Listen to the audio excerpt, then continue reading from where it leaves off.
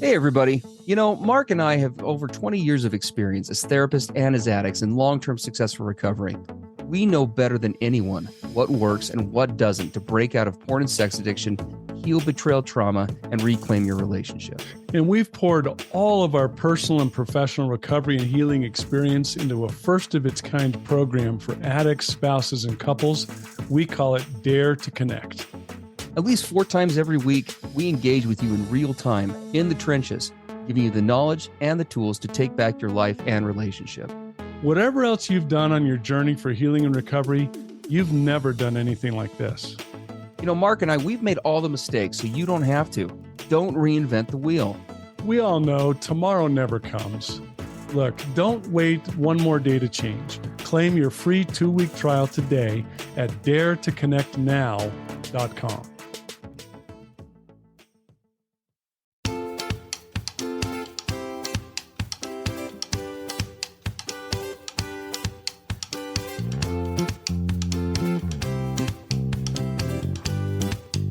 Hey, everybody. I'm Steve Moore. And I'm Mark Castleman. We know the pain and heartbreak of porn and sex addiction. And we know the triumph of breaking completely free. Every day, we help our clients find hope and healing. Join us in the fight to take back your life, your marriage, and be stronger than ever. This is the PBSC Squared podcast.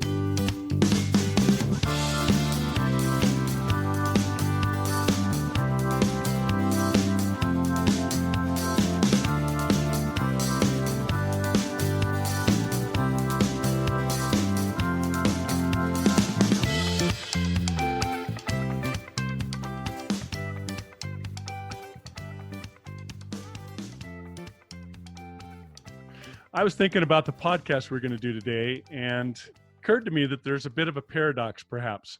I remember back in my deep addiction days years ago, if I had heard 2 therapist experts come on to a podcast and say, yeah, we're experts. We specialize in pornography addiction, healing betrayal trauma, sexual addiction, mending your marriage. Oh, and by the way, we're also porn sex addicts in recovery. And I'd think, well, wait a second. What do you mean you're in recovery? I thought I was talking to experts. I want to be past this thing. I want this thing cured, done, over. How do you reconcile the fact that you're experts, but you're still in recovery yourselves? Oh gosh, I feel the same way. I'm sure I would have said the same thing. I mean, it's good to know somebody who, has been there, but that kind of current tense would probably throw me off too. So it's a different for probably you. I'm curious to hear your thoughts, but for me, what I think of is, if I was to kind of put it down into a nutshell, the things that I do for recovery today, because I do work recovery every single day, are 90% of those things really aren't so much tied to recovery from the addiction per se, as being healthy and connected and goal-oriented and all the other things that I do that I'd like to think help me to be a good business owner, podcast host, all those other things. And so they'd all be things, straight out of 7 Habits of Highly Effective People. And so for me, while recovery is a lifelong journey, the journey looks very different from beginning to end. For me, and I know for you, both of us have been out of acting out in addiction for years. We've been free of this thing. We've been doing our own thing and living life normally and healthy. And really, I mean, most days I don't even think about acting out, honestly. Probably virtually, very rarely does that ever come to mind. Probably far less than maybe even a quote unquote normie, somebody who's never met up with that. It used to be very much pornography and sex addiction related. I was accessing those things all the time, but having had all that time now, for me, I look at recovery and, the long-term journey of this is that you just live a normal, healthy life, and you have to maintain a vigilance, and kind of keep that watchman on the tower, to safeguard yourself from falling back into acting out. But for me, that daily struggle is no longer present at all like it was back in the day. My recovery is much more preventative now rather than damage control. So that's me. Yeah, and I can relate to that. If I think back to my serious addiction days, I always thought of recovery as an event. Mm-hmm. One day I'll have the event of recovery. I'll be cured. I'll be done. And then I can move on with my life. The silver bullet. Yep. The silver bullet. And so I, like you, I have endless, recovery books on my shelves, positive mental attitude programs, the latest guru that's going to give the magical technique. And I tried that for years, even for decades. And it never broke me completely free. The thing I Yeah. had to come to grips with was that recovery is not an event. It's a way of life. It's an approach. It's a set of skills that you've practiced so much that they become an automatic part of your life, just like your addiction used to be the automatic behavior. Now what you do in recovery is your automatic behavior. You don't even think about it. I don't even think about it anymore most Yeah. times. Yeah. And Absolutely. so the cool part is, I often say to my guys, hey, so let's remove the pornography, sexual addiction behaviors for a minute. Virtually all the things we talk about as part of your recovery life, are they things you would do anyway if you didn't have an addiction issue? Are they Yeah. healthy? Are they successful? Are they happiness, joy related connection? Would you do them anyway? And the answer is always, well, yeah, of course. So when we say we're still in recovery, what it means to me is we seek to live these skills and use these tools every day that bring us the best lives that we can imagine. And it stopped being many years ago just narrowly focused on porn or sexual addiction acting out. Now it's just a way of life, and that's what it needs to be in order to be truly effective recovery. I have to be able to live it on a permanent basis, and that's what works. Yeah. No, absolutely. And there's I think there's lots of reasons why. I mean, you and I've talked about this at length, how both of us found ourselves getting caught up in this addiction. And I know you and I were looking at this article today, talking about how, among other things, porn is the quote unquote perfect stress reliever. And yeah, we chuckled about it then too, and it is still kind of comical. I think about porn being the perfect stress reliever, and I guess in one way, the article's right. Hear me out. In the short term, in my past, porn or other forms of sexual addiction, sexually acting out, we call it. It very much was a stress reliever for me. I would frequently turn to those habits and those behaviors as a way to numb out, cope with, deal with life, medicate. Right? Porn and sex were very much my medication, my drug, and so in the short term, I would agree, because for me, it was 100% dependable. Where it became a problem, right, was that a couple of things. First, it never lasted. All right, it always was 5 minutes, 10 minutes, an hour, a day, whatever it is, and sooner or later you get spat out of that cycle, out of that fantasy world, and reality hits back, and you find yourself, not only do you find yourself dealing with the same stresses as before, because they didn't really go away, but you're actually dealing with even more, right? And for me, when I look at my days of acting out, it really was an escape, which was again, in the short term, helpful, but in many ways, it was just that. It was an escape, and a place which kind of infers that I always was coming back to having to deal with those same issues and problems, as well as any emotions of guilt and shame and other things that would come up as a result of acting out. So for me, it was actually, in the short term, it is a stress reliever. For me, I found that in the long term, meaning beyond that 5 minutes or 2 minutes or day or whatever, it's actually a stress inducer. It raises my stress level, causes me more. Yeah, and as you think of that, I look back when I first got pulled into porn and sexual addiction. I think I was about 13, 14 years old. And junior high school was a ridiculously stressful time Oh already. my gosh, no kidding. Jeez. But then you add to the fact that I was a tall, skinny kid. I think when I was 13, I was like 6'3" and like 150 pounds, just this beanpole. So I was super self-conscious, especially around girls. I had like a birth defect, that was pretty obvious, that would cause me embarrassment.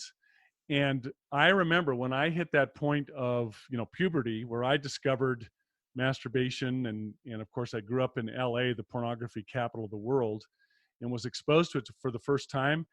I was instantly hooked. I mean, the feeling, I remember that feeling to this day. And I thought, wow, I have discovered the be all end all to all of my problems. Mm-hmm. Whenever life gets stressful, whenever I get embarrassed or self-conscious or something hard happens in my day or whatever it is, I can run to this incredibly convenient, powerful, reliable place.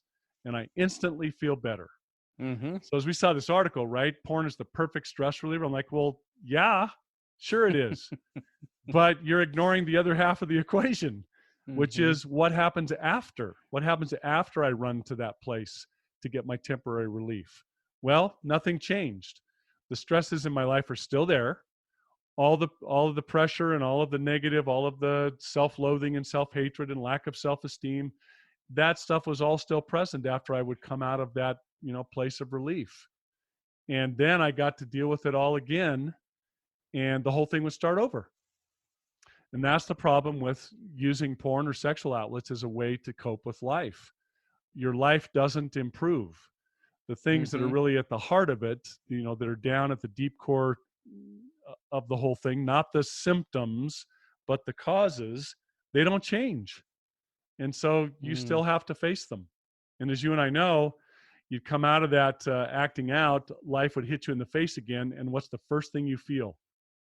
I'm going to escape. I'm out of here. I can't cope with this. And you go right back into the whole process again. And so it's this, right? It's this kind of dog chasing its tail. And I did that for decades because I didn't understand. Yeah, you can get temporary stress release, but it ends up actually making things worse and inducing stress, causing more stress, which causes you then to turn to it again and again. And I like what you said. It becomes your drug. It really becomes like a way to self-medicate, a drug of choice. Yeah. I mean, I when I as I'm sitting here thinking about this drug concept, the thing that's coming to mind, like the perfect metaphor for me for this addiction is any one of those drug commercials that we've all seen on TV, for erectile dysfunction disorder or any number of other things. And it always, the first half or first third of the commercial is talking about the two or three benefits that come from the drug, of using it and how it can take care of X, Y, or Z things. But then you listen to the other half or two thirds, and what is it? It's just a bunch of side effects. It's all the negative stuff that comes along with it. So you're medicating one thing or a few things, but trading it in for potentially 10 other symptoms. And not to say that some of those drugs aren't good, but to me that is so how porn looks in my life, specifically, other forms of sex addiction too. But it's that thing that says, yeah, hey, I will take away these things, but I'm going to cause these 15 other things. And I saw that in my growing up years too. I got into addiction same time you did, about 13, right after my dad passed away suddenly in a plane crash. I was angry and frustrated and I was grieving. I had all these emotions that I had no idea what they even were, how to deal with them. As again, a 13-year-old guy. And it was kind of this perfect storm because right around that same time, it's kind of height of sexual curiosity. I discovered this pornography and masturbation combo, and I was just like off to the races. Like, because for me, after days and weeks of feeling like I wasn't enough or like I couldn't make it and always being sad and angry and frustrated, all of a sudden I would use those two things and it all go away. Again, for 5 minutes, right? For 10 minutes, for 20 minutes. And even though it came with these consequences, it started to melt it. That relief, right, was the pull. It was the allure. And when we look at why porn can be a quote unquote stress reliever, at least in the short term, not only does it provide an escape, right, but it hits on those emotional components of stress as well. I know for me, when I feel stressed out of my mind, the first feeling that always comes to mind for me is feeling overwhelmed. I feel like I've got too much to do. I feel like I don't have enough time to do it, or I don't have the ability to do it. Inadequacy starts to set in for me. And the porn world, that porn sex addiction world, becomes that much more of an allure because, among other things, pornography for me wouldn't just provide the escape, but it helped me to feel powerful. It helped me to feel strong. It helped me to feel like I was, quote unquote, in control, like I was enough. And again, but just like with everything else with the drug, right, those feelings, however real they were in the moment, were at the end of the day counterfeit. They were fake, and they would always fade, and they'd always be replaced. Going back to that, our first book, we titled it "The Pornography Paradox." It's that paradox. It's this notion of porn bills itself as giving you all these things, but then in most cases, it actually ends up in the long term taking the very things it gives. It's a son of a gun, man. Keep it Yeah, mild. and when you're in it, I call it the big mystery, right? Why do I keep turning to this when I know that how much destruction it causes after? Why can't I just say no? Mm-hmm. And myself, I was in that mystery place for decades. I couldn't explain it. I just thought I'm just weak and hopeless and ridiculous, because people say, just stop, just say no. Why don't you just choose different? And I found that no matter what I did, I couldn't. Like, I'd grip my teeth and clench my fists and try to resist the urges, sometimes for hours or days or weeks or even months. But then eventually the fight exhausts you, and finally you give in. And as soon as you give in, it's like this giant relief. Oh man, I finally don't have to fight this. I Mm. actually feel some relief from the battle. Oh, wow. And of course, right after you feel that relief, the whole thing starts over again. And what I discovered in later years, when I took the path of, therapy and research, was porn's a drug. It triggers the brain to release its own natural neurochemicals, very much the same as you see with street drugs. Mm-hmm. Massive dopamine, massive endorphins, the brain's own natural morphine painkiller, serotonin, all these wonderful feel-good drugs that are just released in mass when you view that thing or engage in sexual outlets. So of course it's an escape. Of course it feels temporarily good. And when we're kids, we discover early on that we can go to that place of instant relief. And once the brain learns that, then that's the habit that it has from that point forward.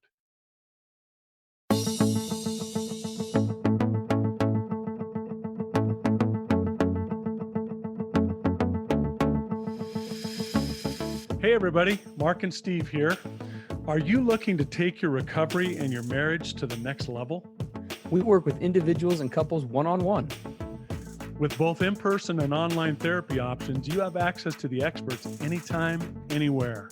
To learn more, visit us at pbscpodcast.com.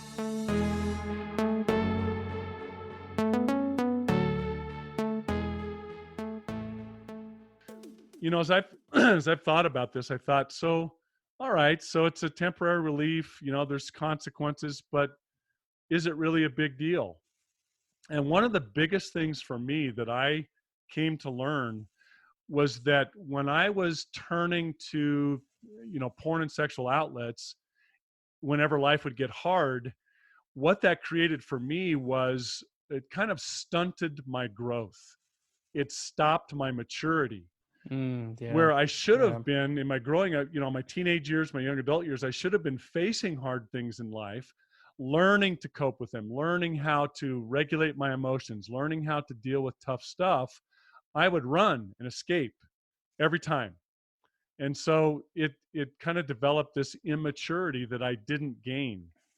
And one of the hardest things in real recovery for me is someone said, well, Mark, you realize you're immature. You didn't do the hard things along the road. So now you get to do them. Other people were Mm-hmm. facing hard stuff, learning to cope with it in healthy ways, and you didn't. You escaped, you ran, you avoided. Now guess what? You're in your 40s and you get to learn how to do all that stuff you should have learned in your 20s. Yeah, That was a absolutely. tough thing for me. It's like, oh, great. So I'm worthless, ridiculous, perverted, and hopeless. Now you're telling me I'm immature. Well, Yeah. that's just great. Thanks a lot. It's confirming your worst fears. Yeah, everything I knew about myself is true. Plus, you've just added like 4 things. Yeah, absolutely. And it's true that loss of maturity, I can resonate with that. I mean, I think back on so many examples of that from my past, but probably the most prominent one that comes to mind was graduate school.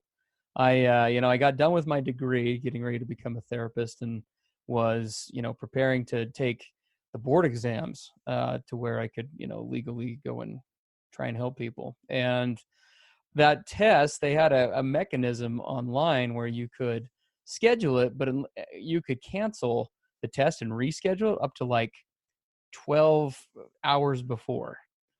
And I got out of graduate school really in this positive place of feeling like, oh, I've got this, I got great grades. But when it came time to perform on that exam, I mean, it was an intimidating board exam. It was like 400 questions long. For me, those feelings of overwhelm, that immaturity that you're describing, it's a great word for it, came up, and I found myself putting that test off like 7 times. It took me like 6 months to take that test. And my wife would come home every day from work and, hey, are you on the schedule for the test? And it got to the point where I just, I'd push it away so many times because I felt overwhelmed. I just didn't have the ability to cope. Like the stress would become too great the night before. I felt like I was just going to be overwhelmed. And I think that would be a stressful thing for anyone. But because I'd been stuck in this addiction in part for so long, my self-worth was so low, my self-esteem was so low, and my ability to cope with stress was so poor that I acted out probably more during that 6 months than I did, few other times in my whole addiction history. So you're right. That maturity, or rather lack thereof, becomes a self-perpetuating thing, just like everything else in the addiction. And the further you go in turning to the addiction, the more dependent you become on it, because you keep facing bigger and bigger stuff in life, and you keep getting more and more reliant on that thing to numb you out, to take you away, to help you to get through whatever it is. And I use quotes with the get through, because like we've talked about, we don't really get through it. We just push it aside for a little bit. Yeah. Yeah, I've thought about that. My mentor, Dr. Paige Bailey, who was a wonderful neuropsychologist, he explained it to me this way. He says, Mark, when things get tough, life gets unmanageable in some way, and you turn to this drug to cope, he said, think of it like you're building this scaffolding around yourself, right? You've seen the Mm-hmm. buildings when they're working on the buildings and redoing the surface or whatever. All this scaffolding goes up around the building. Yeah. And he said, imagine that you're building this scaffolding, this pornography and sexual outlet scaffolding around yourself, and you keep turning to it. And now you can't support yourself. You don't have the strength in and of yourself to cope with life and all the stuff that comes at you. So this scaffolding does it for you, right? Every time life gets hard, I run to my porn, my sexual outlet, scaffolding. It says, now what happens when you get into recovery and someone says, we're going to remove all the scaffolding? And now the building just collapses Yeah. because it has no strength on its own. And I lacked that strength, that resilience, that inner fortitude, because I didn't develop it over all those years, because I would run and avoid and escape every time. And in our environment, boy, the only thing I got to do is just push a button on my phone. Instant Mm-hmm. relief, instant medication, instant drug flow in my brain. And then when you say, wow, I got to give that up, you mean my run to, go to, reliable, powerful, instant place, that's no longer there? Oh my gosh, the scaffolding's gone and I'm collapsing. And so as we talk about that, one of the things that we've talked about in this podcast is, we could talk this philosophy all day long. And everyone's like, great, you've talked philosophy for, 20 minutes. But what do I do? And that's what I always used to ask. Great, I understand it better now, but you got to give me something that I can implement in my daily life to start changing this. If you're telling me my scaffoldings, I need to remove my scaffolding and I'm going to collapse in a pile, in a heap, and not be able to cope with life, how do I start getting strong? How does the process of developing life skills and being resilient, how do you do that? So maybe we could give our listeners, some quick, simple things they can start doing to develop that maturity, that resilience, those life skills that they've been avoiding all this time. How do you start that process? It's a great question. No, I love it. This is my wheelhouse. I love talking about this stuff. So when there are so many things that we're going to share with you guys over the course of this podcast, but probably the first thing that we ought to start with is talking a little bit about what we call mindfulness. Now, mindfulness kind of gets a bad rap in some ways. It is kind of one of those existential hippie-ish, if you will, kind of, concepts that I think many of us look at and kind of roll our eyes. I know I did at the beginning of recovery when that was suggested to me. Just thought, oh, geez, I got to get in tune with myself and blah blah blah. But as I studied more about this addiction, as I began to specialize in it, mindfulness, which is just another way of saying, recognizing and being able to see what I feel and why, is the first line of defense in recovery from really many mental health issues or compulsive issues, but definitely with sex addiction. And it's interesting, Mark, because, and I know you've seen this too. So many of the guys that I work with are smart, sharp, intelligent guys. But if you ask them how they're feeling, what do they tell you? What are you talking about? I mean, there's only three emotions, aren't there? You're either mad, sad, or glad. I mean, I don't know what you're Yep. getting at here. Oftentimes I don't even get those. I'll have clients come in and, every week I have a couple of clients who I just kind of, it's almost become a joke because they come in and while the door's open and they're coming in, I'll ask them, hey, how you doing? And they'll always say good or fine or great or, whatever. And what I do is once I close the door, I always say, okay, so how are you really doing? Yeah. Because those words say nothing, right? They say something, but they say nothing at the same time. And if you really press a guy who's struggling with this, because we live so much outside of ourselves, because we're escaping so much, most addicts don't have the ability to answer that question on the spot. They don't even know what they're feeling. No, I mean, I think back, they started asking me that question in therapy. I just looked at them with a blank stare, like, I have no idea what you're talking about. Right. And I did the same thing. Oh, how are you feeling? Fine. And then someone pointed out, fine. Oh, that's an acronym, right? Fine. Feelings I'm not expressing. Mm-hmm. I'm fine. And I was the ultimate example of that. I pressed stuff down, sealed it away, put it in little boxes, didn't deal with it. And why? Because every time the feelings started to come up, I was like, oh, I know exactly what to do with this. Right? Yeah. Let's go get some sexual outlets going. Yep. Yeah. Don't have to confront what's really going on. Thank you. Totally. Well, and it becomes like kind of background noise, right? It's, we'll talk about this more another day, but you and I talk all the time about how addiction kind of hijacks the brain in many respects. And this is one of those cases, right? Just like any other habit can be formed, positive habits can be developed, we can also develop these negative ones. And we develop almost these subconscious responses to certain things in our environment, right? Where those triggers, be it emotional or sexual or whatever is what we call them, those things that cause us to want to act out, they kind of become like background noise. It's almost like you don't even recognize them, right? You're just going along doing your thing during the day, and all of a sudden you just have this what feels like a strict impulse to go act out. And sometimes could that be just your sex drive talking? Of course, absolutely could be. We're all sexual beings, but why is it causing you to be compulsive with that behavior? Why is it causing you to go to it again and again and again, and in very disconnecting, inauthentic, distant ways, as opposed to how, healthy sex operates? And yeah, I mean, I completely agree. There's just that numbing effect that takes hold. So if we Yeah. talk about the mind, oh, go ahead. No, I was to say, so to break out of that, if my addictions put me on autopilot and I'm just doing things automatically, I don't even know what I'm feeling. I just know that I have this overwhelming urge all of a sudden that, quote, comes out of the blue and hits me from nowhere. It's because I'm completely out of touch with the feelings and emotions and stuff that was rising up, hours or days before, that was Yep, setting me up for this. totally. And so we have to become mindful, right, to begin to recognize what's pushing me towards these outlets in the first place. How do I Exactly. start to recognize what's causing this instead of thinking that the symptom is the whole issue? Yeah, absolutely. And there are a lot of things that can help with this. A good skilled therapist who specializes in this kind of thing can be really helpful with that. There are 12-step support groups. We're going to talk about those another day, or other forms of support that way. But probably the best and most effective way that I know, and the good news here is that it's free. The most effective way to do this is to really begin journaling. In my experience, and I know I definitely fit this bill, most of the guys that I work with are pretty resistant to journaling. And when you think about what we've been talking about here, about this disconnection and this, not being in tune with self, it makes a lot of sense. Generally speaking, we addicts, we compulsives, because of the shame, the guilt, and our, other character defects, we call them. We'll talk about those another day.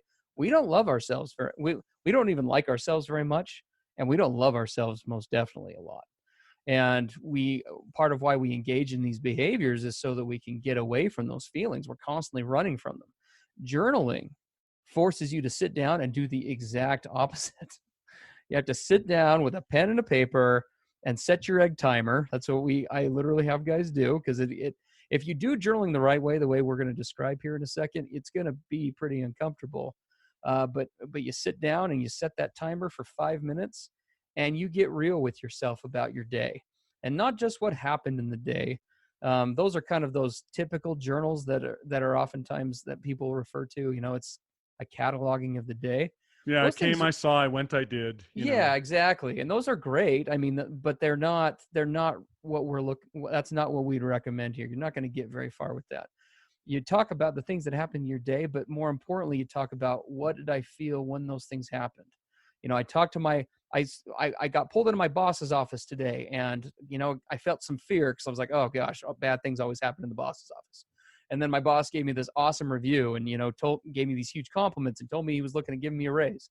So I walked out of there feeling awesome and accomplished, and I had value. And then I heard, my coworkers at lunch gossiping overheard them gossiping about me in the cafeteria, and my self-esteem, my shame just kind of came up out of nowhere. And I was feeling these negative feelings of anger and resentment, but also like I wasn't enough. And I was right back in that insecure place, right? The reality is most of us, I think, go very up and down in our emotional state during the day. But because we operate so much in the cruise control, it all kind of just gets labeled under, oh, it's fine, oh, it's okay, oh, it's just a normal day. But the reality is that there are things happening throughout the day, like you indicated, Mark. There are reasons why we are turning to these behaviors that cause us so much pain and anguish, and they have in large measure to do with what we're talking about here. So figuring out what those things are for you is absolutely critical, and going to be the most effective thing that you can do to start this journey. Yeah, and when you journal, I know when I started to try to journal, I thought, oh, great. So does the journal have a little flower pattern on the outside, and it has a little gold key that I lock it with, right? Is it precious? Oh gosh. I thought, Oh, you gosh. want me to write a diary? And I had to learn, that journaling is basically a way to just get these things out on paper that we press down, especially as guys, right? You don't Totally. show your emotions. Don't let them see you cry. You're just hard, right? You're macho. You have this hard exterior. And this is starting to get in touch with these feelings and get them out. The key for me, when I first started to journal, I journaled as if I was writing it for someone else who was going to read it. Like it Yeah. was for posterity, or someone's going to read this someday. And so it was very guarded. And I didn't journal correctly. I wrote to be impressive, to show people how smart I was, how worthy I was, how awesome I was. And Mm-hmm. it actually was making things worse, because I was actually journaling falsely. I was putting on pretenses and masks, and it actually made me feel more ashamed. The thing that really clicked for me one day was when someone said, Mark, when you journal, it's for your eyes only. No one Mm, else is going to read this. In fact, if you do it yeah. online, password protected. This is never intended for anyone to read again. And so don't worry about grammar, spelling. If you feel like swearing, swear.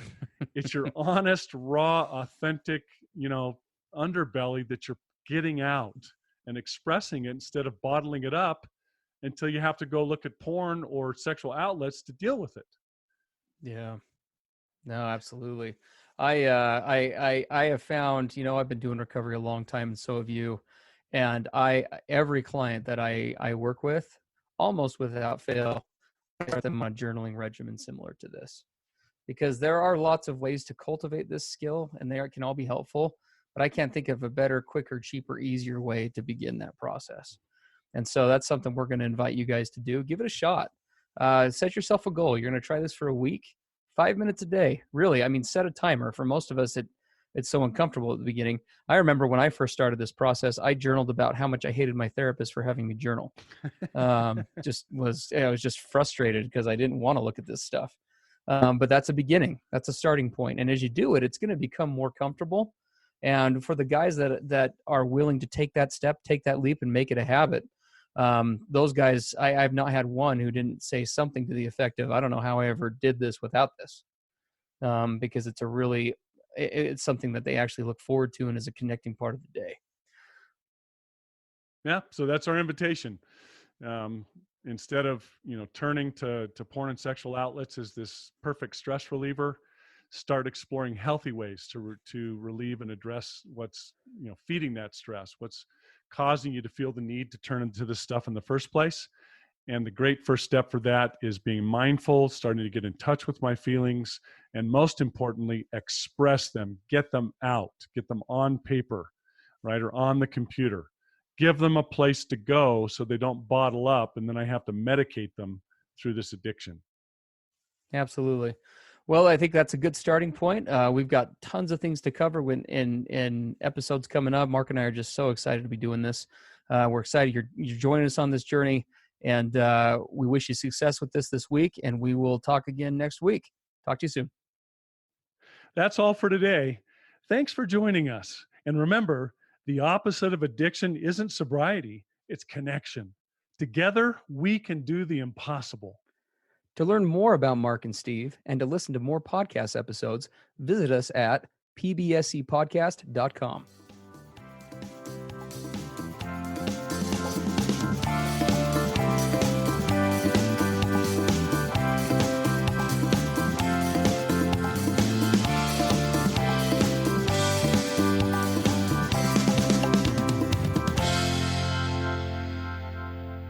Everything expressed on the PBSC podcast are the opinions of the hosts and the participants and is for informational and educational purposes only. This podcast should not be considered mental health therapy or as a substitute thereof. It is strongly recommended that you seek out the clinical guidance of an individual qualified mental health professional. If you're experiencing thoughts of suicide, self-harm, or a desire to harm others, please dial 911 or go to your nearest emergency room.